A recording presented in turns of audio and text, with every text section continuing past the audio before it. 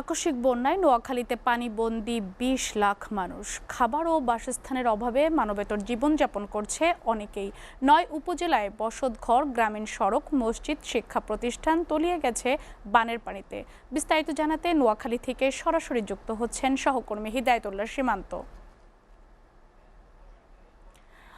সীমান্ত, নোয়াখালী বন্যার সার্বিক পরিস্থিতি এখন কেমন? উদ্ধার তৎপরতা এবং বন্যা কবলিতদের সহায়তার কি ধরনের উদ্যোগ নেওয়া হয়েছে?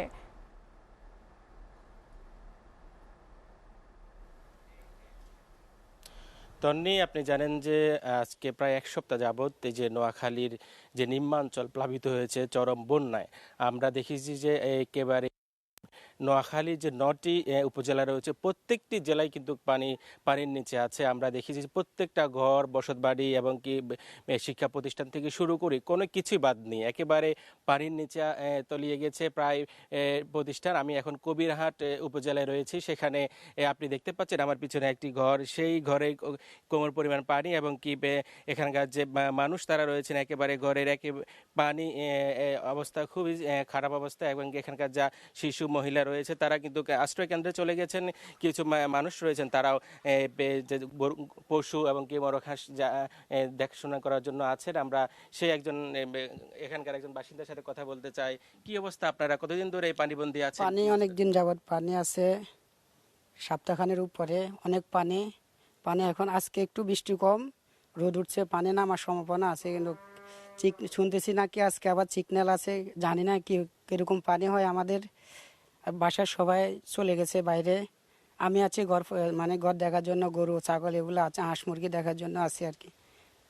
এই যে কয়দিন ধরে আপনারা যে বন্দী রয়েছেন? অনেক দিন যাবত বন্দি আছি, সপ্তাহখানিকের উপরে পানি ঢুকছে ঘরের ভিতর।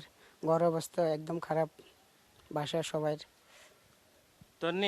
যেমনটি বলছিলেন সপ্তাহখানেক ধরে তারা এই চরম যে পানির মধ্যে জীবনবন্দি আছেন। আমি যদি আপনাকে একটু দেখাতে চাই, এই পুরো বাড়িতে প্রায় 30টি পরিবার এই বাড়িতে আছে, সবারই ঘরে কিন্তু পানি, কেউ এখানে বাদ নেই। যার কারণে কিন্তু আপনি দেখছেন যে ঘরের বাইরে যে উঠোন রয়েছে সেখানেও কিন্তু একেবারে কোমর পরিমাণ পানি, একেবারে পুরো এলাকায় বলতে তলানো অবস্থা। আপনি জানেন যে কুমিল্লা এবং ফেনীর যে পানি ঢল নেমেছে সেগুলো কিন্তু আস্তে আস্তে নোয়াখালী যে দিকে তারা ধাবিত হচ্ছে সেই পানি, যার কারণে কিন্তু পানি আরো বাড়তেছে। কারণ হচ্ছে আজকে দুদিন ধরে কিন্তু বৃষ্টি হচ্ছে না, যার পরে কিন্তু যে পানি সেটি কিন্তু কমছে না। এবং কি আপনি জানেন যে ভারতের যে পাহাড়ি ঢল এবং কি যে ভারতের যে গেট খুলে দেওয়া হয়েছে সেই পানির কারণে কিন্তু এই নোয়াখালী অঞ্চলের মানুষে বন্যায় কবলিত হয়েছে। এর আগে প্রায় মানুষ বলছেন 50 বছরই কিন্তু এই নোয়াখালী অঞ্চলের এলাকার মানুষের বন্যা কবলিত হয়নি, এরকম পানি তারা কখনো দেখেননি। অর্থাৎ বৃষ্টি হলে সামান্য পানি তারা দেখেছেন, কিন্তু এরকম পর্যন্ত তারা পানি দেখেননি। একেবারে কঠিন অবস্থা পুরো নোয়াখালী অঞ্চল জুড়ে। তন্নি, ছিল আমার কাছে নোয়াখালী থেকে বন্যা পরিস্থিতির সর্বশেষ। তন্নি।